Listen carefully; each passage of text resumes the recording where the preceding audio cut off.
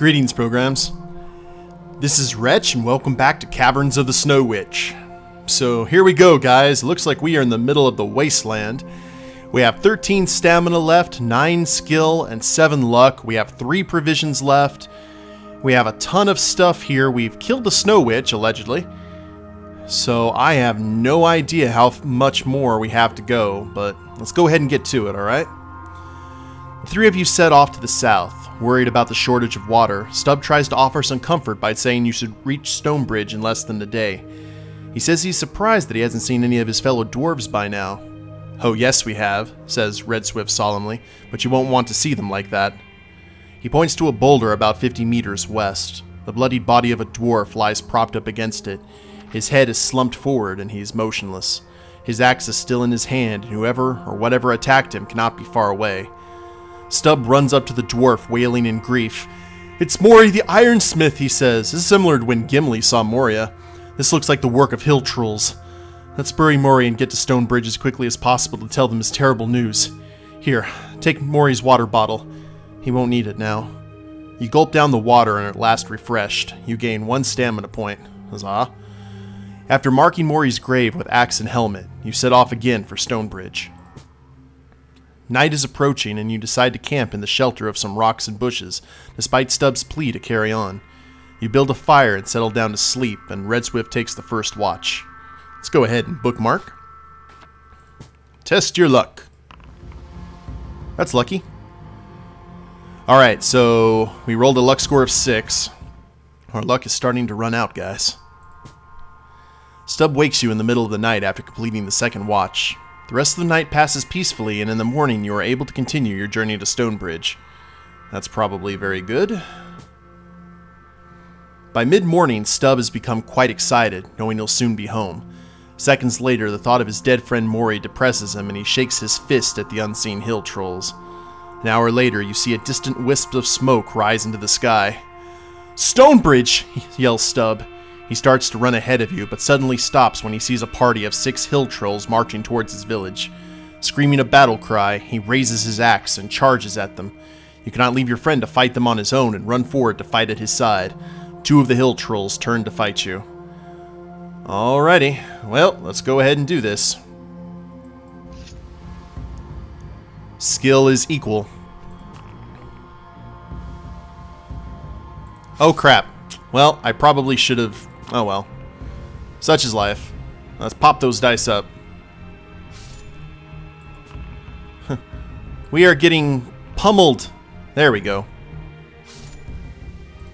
We don't have the rations to deal with these shenanigans. Pop them up. There we go. By 1. So far so good. Alright, that's the first hill troll. Now to roll face the second one. And we were both equal there. We're doing a lot better. Ooh, almost boxcars. 2 more to go. There's boxcars. Alright, flawless victory against that troll. And we defeat them both. Stubb's desire for revenge spurs him on, and he quickly defeats 2 of the hill trolls, and then helps Red Swift dispatch the remaining 2. Holy crap. He does not stop to search through the troll's belongings, but heads straight for Stonebridge. You follow him into the village where he's greeted by all his old friends. However, you soon discover that an air of gloom hangs over the dwarves. Even though they know that the hill trolls are gathered to attack the village, they've lost their will to defend themselves ever since their fabled warhammer was stolen from King Gillibrand. Stubb is concerned by their loss of morale and takes you to the inn to meet his friend Bigleg. He learns from Bigleg that an eagle took the warhammer but dropped it over Darkwood Forest. We must find it. "Bigleg, we must leave immediately," says Stubb, forgetting his own troubles. He stands up and extends his hand to you, saying, "Well, friends, I'm sorry, but I'll not be able to offer you our hospitality after all. I hope you understand." He walks out of the inn with Bigleg, and that is the last you see of the jolly old dwarf. Red Swift sighs and suggests that the 2 of you leave for Moonstone. Aw, we lost our dwarf companion. For Moonstone Hills straight away. Besides, he says, he has something important to tell you, and in a way it is fortunate that Stubb will not be around to hear what he has to say. Intrigued by Red Swift's words, you leave Stonebridge, heading east along the bank of Red River. While keeping a lookout for hill troll patrols, say that 3 times fast, you cannot help wondering what it is that Red Swift has to tell you. Hidden among the trees to your left, Red Swift suddenly spots 3 hill trolls sharpening their weapons on a stone. Oh crap, alright. Let's bookmark. We probably needed to take some rations, don't we? Man. Alright, we've taken 1. We have 13 out of 20. Nope, I need crappy luck. That's not crappy luck. Okay, we are unlucky. I'll tell you what, I really want to, I really want to be lucky, guys. So, let's go down here to the bookmarks. So many bookmarks. Alright. So, let's try that again. There we go. We are indeed lucky. The hill trolls do not see you and you're able to slip by them unnoticed. Even though it's quite cool walking along the bank of the Red River, you start to sweat and feel dizzy. You look at Red Swift and he too looks far from well. His face is white and his eyes look dark and sunken. "Sit down," says Red Swift in a labored voice. You gratefully stop and collapse onto the grass, quite worried now as your heart is beating very fast.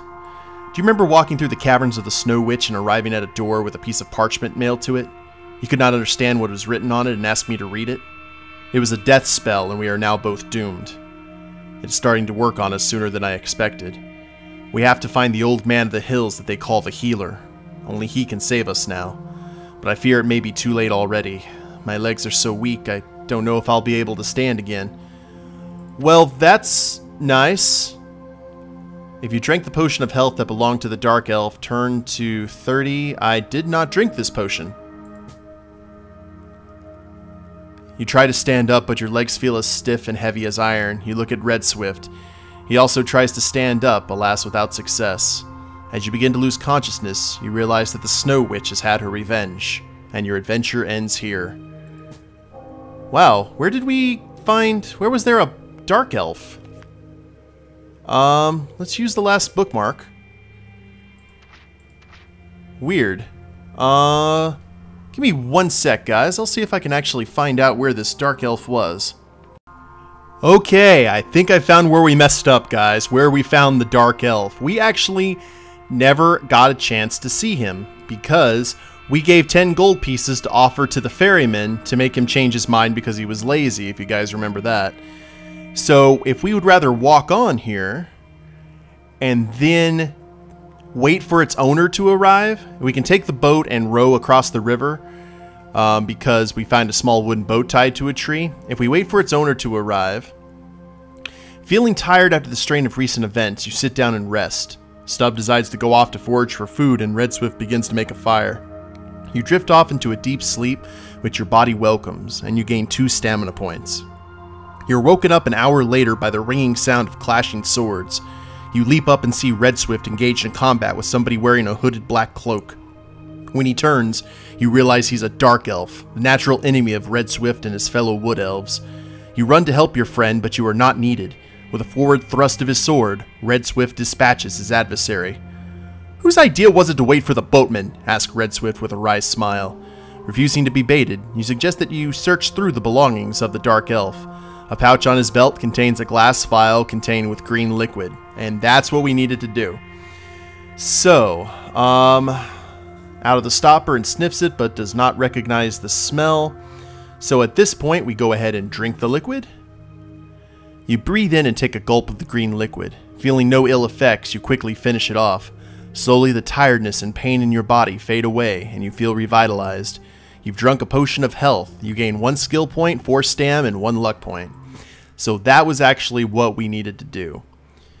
So, it's not long before Stub returns, laden with nuts, roots, greens, and a fat rabbit. Using a pan he found in the bottom of the boat, he sets about making a delicious stew while Red Swift brags about his fight with the Dark Elf. Soon you are all enjoying the nourishing meal, telling each other stories, and putting the terrible memories of the Snow Witch out of your minds. You gain 4 stamina points. Later, you climb into the Dark Elf's boat and push off from the bank. It does not take long to reach the other side, and you set off south across the pagan plain of Stonebridge, or for Stonebridge. So there we go. So we're at this point over here, and I will see you guys back at the, I kind of remember what I did initially, but we'll see you guys back to where we actually needed the potion. Okay, the only thing that we had to fight those hill trolls again, and we had to fight that stupid bird person that had such high skill. So we have a stamina of 8 right now, our skill is 10, and our luck is 6, so we're a little bit better off than what we were. And we got 1 provision left, guys. We got 12 stamina. Let's hope that this works. So we will go ahead and add a bookmark here. And if you drank the potion of health that belonged to the Dark Elf, so this right here, this is the crux. I believe that we cannot, unless you get that Dark Elf, you can't get the game, or you can't win the game. Which a lot of these fighting fantasy games have that one keystone item that you need. The death spell is not working as quickly on you as it on Red Swift. You help him to his feet, apologizing that you made him read the infernal spell. He tells you not to worry about it. He was good as dead anyway as a slave in the ice caverns. You manage to struggle on for another hour, carrying poor Red Swift on your back. Suddenly his fingers dig into your arm and then his whole body relaxes. The death spell is won. Aww. After burying your elf friend in a leafy glade, you set off as quickly as you can towards the Moonstone Hills. But you're weak and cannot walk very fast. You lose 1 skill point and 1 stamina point. Man. Alright. Alone again. The ground becomes steeper as you approach the foothills, and you wonder which way you should go to find the healer. If you wish to continue east by following the river into the hills, turn to 46. If you would rather cross the river by the rope bridge ahead of you and walk south along the base of the hills for a while, turn to 385.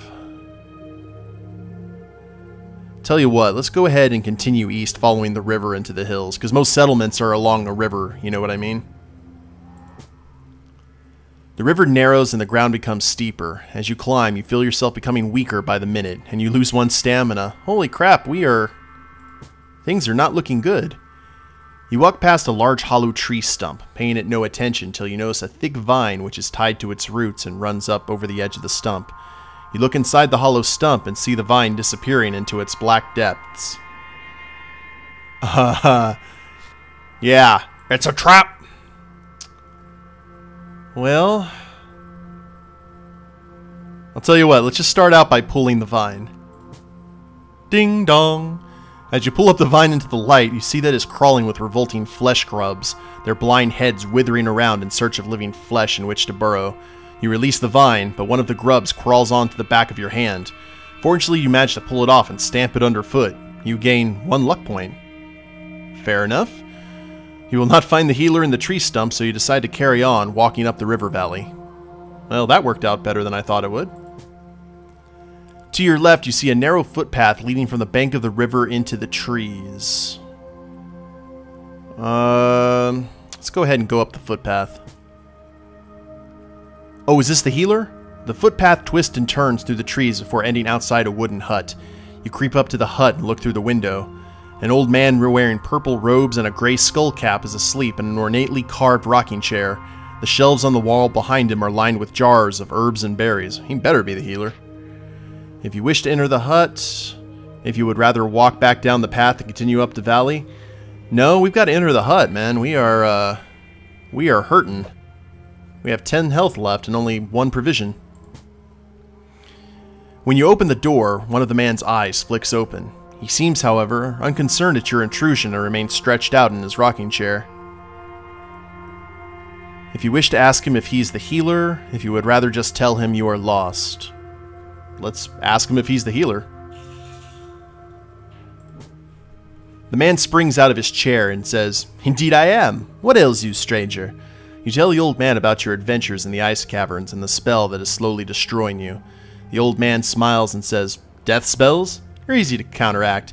You just need a jar of my special mixed herbs, at a bargain at only 50 gold pieces." You are surprised that the man wants to charge you money to save your life, but he seems quite adamant. Uh-huh. Well, I'll tell you what. If you wish to pay the man for the herbs, if you rather threaten him, I'm going to go ahead and threaten him because I don't think death spells are easy to counteract, and he's probably selling us some snake oil. So we bookmark. Let's go ahead and threaten him. You draw your sword and advance towards the old man, asking him why he's so eager to acquire blood money. You pin him against the wall, holding the point of your sword under his chin, and ask him to explain why a so-called philanthropic healer requires 50 gold pieces for saving a life. The old man starts to tremble and says, "All right, I'm sorry, I'm not the healer." "Ah, I'm only a simple herbalist, down on my luck. I figured that soon you wouldn't be needing your gold anyhow, so you wouldn't mind me having some of it. I realized that it was a foolish thing to do. Listen, you can have some of my own pills and that stop the aches and pains. They might help. No charge, of course." With your sword tip still pinning him up against the wall, he reaches into his robes and pulls out a small bottle. He opens it and hands you 3 green pills. You grab the pills and leave the hut, telling the old man that he's lucky to be alive. Indeed. Outside, you have to decide what to do. If you wish to swallow the pills... well, why not? The herbalist was true to his word. Oh, imagine that.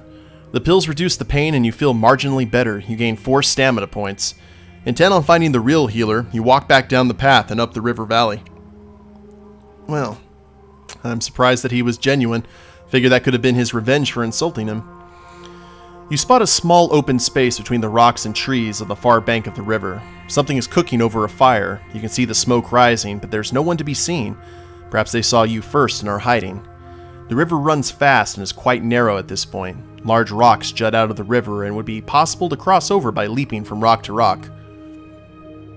If you wish to cross, if you'd rather keep on walking up the river valley.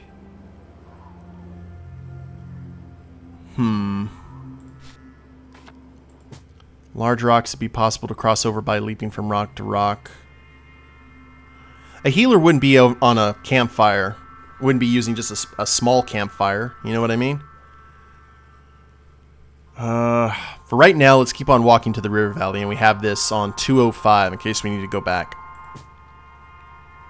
Hello there. We are up to our armpits in elves today. Through the trees to your left, you see a tall man with pointed ears and fair hair. He's wearing a green cloak, and he's busy carving arrow shaft with his knife. He's an elf, similar in appearance to Red Swift. If you'd rather attack him with your sword, I'm not attacking an elf. Ask him if he knows where the healer lives. The elf asks you why you're looking for the healer. You tell him about your battles in the ice caverns, the death spell, and how poor Red Swift met his end. "Red Swift!" cries the elf. "He's my brother!" He explains that his name is Ash, and he never knew that his brother had been enslaved by the Snow Witch. Suddenly saddened by the news of Red Swift's death, he walks away and stands silently in the sunlight. After a few minutes, he says, "I will help you to find the healer, but you'll have to face him alone, because he will only make contact with the sick. He was disfigured and cursed with disease and pain by the Dark Ones, the evil spirits of the night, for ridding a wizard named Nicodemus of a death spell they had cast on him. Now he practices his work in the solitude of the hills. Follow me. It looks like we will have no time to lose." Ash walks ahead of you, constantly alert for danger. You climb up the valley for an hour before reaching a rope bridge which spans the river. Ash says that you will have to cross the bridge. You tell him that you'll have to rest first if the death spell continues to drain your life force, and you lose 1 stamina. Well, we're still alive. Let's go ahead and bookmark. Later you tell Ash that you are ready to continue and step onto the bridge. You're about halfway across when you suddenly hear voices shouting. You look and see 2 hill trolls cutting the ropes which secure the bridge to its supports. You hurry as fast as you can towards the far bank. Man, this is straight out of Temple of Doom. Luck? No. Need to be less lucky. There we are. Or more lucky with less dice. You just manage to scramble up on the far bank as the bridge crashes down into the river. Ash urges you to follow him as quickly as possible along the footpath which leads up the side of the hill away from the bridge. Okay. By the time you reach the top of the hill, you're panting very heavily. You lose 1 stamina point. Where are we at? We're at 12. We survived the walk. Or are we at 11 now? Nope. You are so exhausted that you do not look about you, and only hear Ash's warning cry as a death hawk dives down to attack you. Ash fires an arrow at the bird of prey. Ash's skill is 9. Ooh. Alright, let's see what we do here. Got less, is that good? Ash fires a perfect shot. His arrow pierces the head of the diving Deathhawk. Its wings stop beating and it crashes into the side of the hill. The other side of the hill slopes down into a gorge, and Ash tells you that you must now journey alone to meet the healer. He tells you to walk east up the gorge until you see the head of a phoenix carved in the rock. The healer lives in a cave in the side of the hill above the carved rock. You thank Ash for his help and walk slowly down the hill into the gorge. At the bottom, you follow Ash's instructions and turn left up the gorge. You see a rope ladder hanging down from one of the trees on the left side of the gorge. Looking up, you can just make out the frame of a wooden hut, almost hidden among the branches. Well, treehouse seems a little bit better than just an unmanned fire. Oh crap. As you climb the rope ladder, you hear the noise of shuffling feet on the platform above you. You climb through a hole in the platform, but you're not greeted by the healer. You have intruded into the hideaway of a vicious man-orc. You draw your sword as it reaches for its axe. We must fight. Can we talk about this? Please? I've had a bad day. I am slowly dying. Don't need to tell you that. But I am not in the mood. You gotta slam the table. Slamming the table breeds success. The only items you find that might be of use are a candle and a tinderbox. You take them and climb back down the ladder to continue walking east up the gorge. So that might actually have helped us. You walk around a large boulder and see a huge man sleeping in the shade. He's lying on top of some animal skin, snoring loudly. His two-handed battle axe lies propped up against the boulder. He is a barbarian, and it would be foolish to wake him up, so you decide to tiptoe past him. Uh-oh. We are not wearing elven boots. Barbarians are used to people creeping up on them, and the noise of your boots on the stony ground wakes them up. Barbarians also fight first and ask questions later. He jumps up and grabs his battle axe to attack you. Crap. Alright there, Conan. What are you at? We are equally matched. So, let's do what needs done. No, sir. Crap. I can't really... Man, I don't know how much damage I'm going to be taking from this spell before it's all said and done, so... And I am running out of provisions quickly. But we only took one hit, so that's not bad. Let's... Oh, we got one provision left. Well, let's hold up. Let's wait. The barbarian's only interesting possessions are an engraved copper armband and a leather pouch containing 3 silver arrowheads. You take the arrowheads and look at the engraving on the armband. On it you can just read the words, "Strength is power."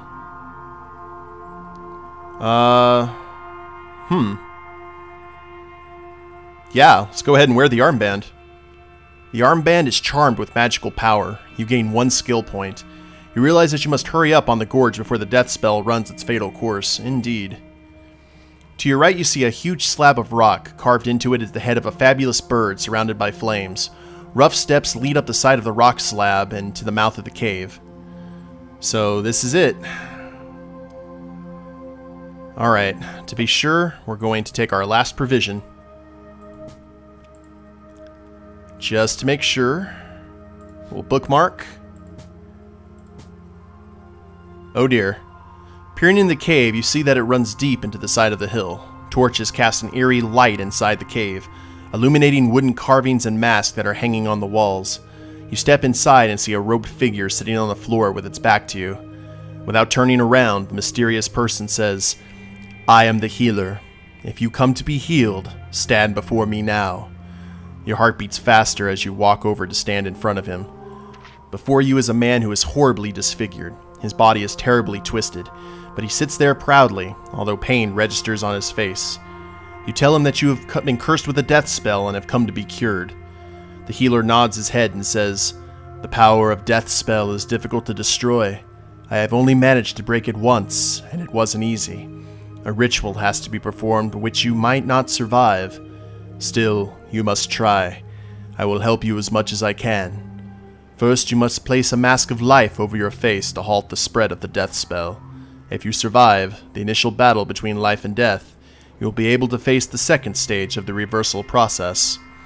The healer then takes a strange mask off the wall, carved to symbolize the sun.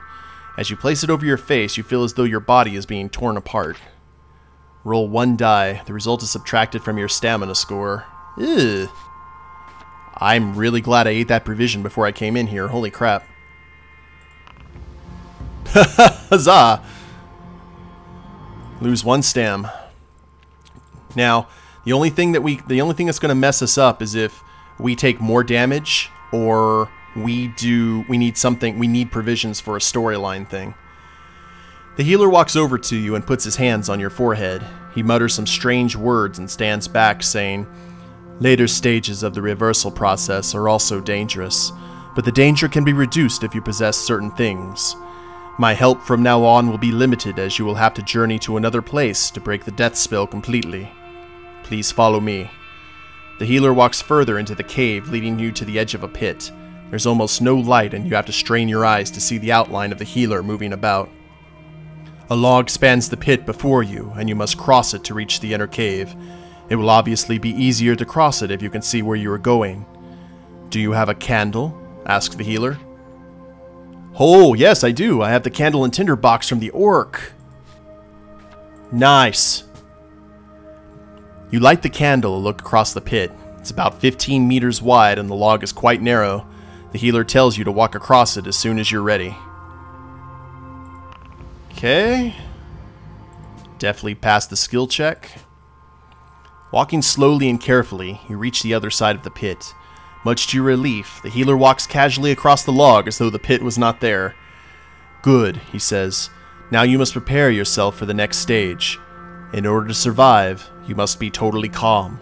If you have a dragon's egg, I can make you a relaxing concoction." We do have a dragon's egg. We got it from the Snow Witch's hoard. Wow, we'd had that thing forever. The healer takes the egg from you and breaks off the top of the shell. He takes some powder out of a pennant hanging around his neck and pours it into the egg. After stirring it with a stick, he hands it to you, telling you to drink it. You swallow the raw egg concoction, trusting the healer's knowledge. He then tells you to walk ahead of him. I really hope he's not trying to screw me over. Oh, he's trying to screw me over. You suddenly hear a woman howling terribly in the depths of the cave. Her mournful wail rises to a horrible, bitter scream. The healer whispers to you that the cries come from a banshee, a hideous specter whose face and hands are shriveled and who only has one large nostril and a single tooth. He tells you that if you walk by without fear, you will come to no harm. Do not speak to her, touch her, or even acknowledge her presence. She cannot harm you if you obey my instructions. I will be right behind you, but do not worry about me, the healer says calmly.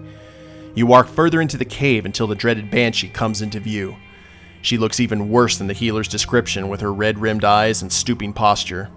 You try to remain calm, but feel the blood racing through your veins. She stands immediately in front of you as you try to walk by, letting out the most doom-laden howl you've ever heard in your life. You're tempted to look into her face and cut her down with your sword. I've drunk the dragon's egg concoction. You instinctively clutch the hilt of your sword as the healer's words of warning echo through your mind. Another skill check, huh? What's our skill at right now? Okay, we can do that. Yes, indeed. Successfully navigate your way past the banshee. Good. Walk softly. Between her screams, the banshee tells you that you're going to die. However, the healer's concoction enables you to resist the temptation to draw your sword to silence her, and you manage to pass by her unharmed. The healer is right behind you, urging you to hurry through the cave. You walk in silence until you see sunlight streaming through a crack at the end of the cave. You see that the crack is just wide enough for you to squeeze through, and you ask the healer, "What will happen next?" He calmly replies, "This is as far as I go. The final part of your ordeal you must face alone. Wearing your mask, you must be at the summit of Firetop Mountain before dawn to watch the sunrise. You must sit cross-legged facing east. You will be totally cured the moment the first rays of sunlight come up over the horizon. If you have something made of silver, we'll be able to attract a Pegasus to fly you there. Okay.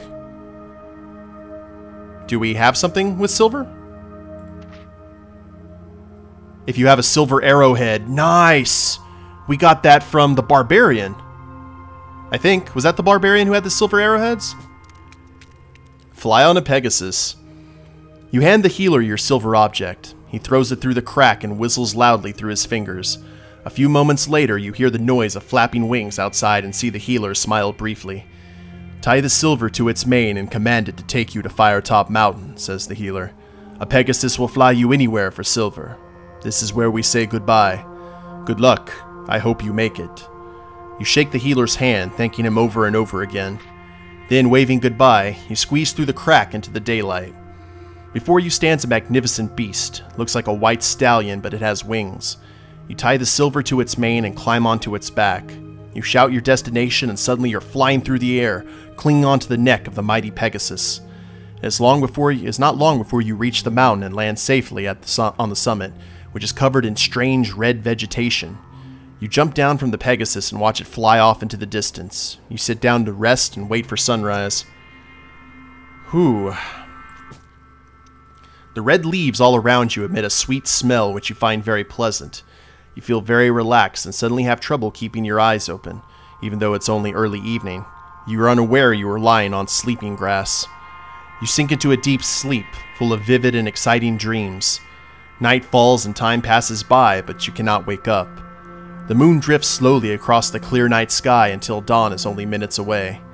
A tiny image disturbs your dreams, but it's difficult to make out. It grows steadily larger until the flashing image fills your mind. A bird with a long beak and fine plumage is trying to fly out of a circle of flames. The healer is trying to wake you. If you can focus your mind to remember the name of this bird, which is the symbol of the healer's power, your dreams will end and you'll be able to rouse yourself. If you believe the bird to be yeah, that's a phoenix. A griffin is not a bird.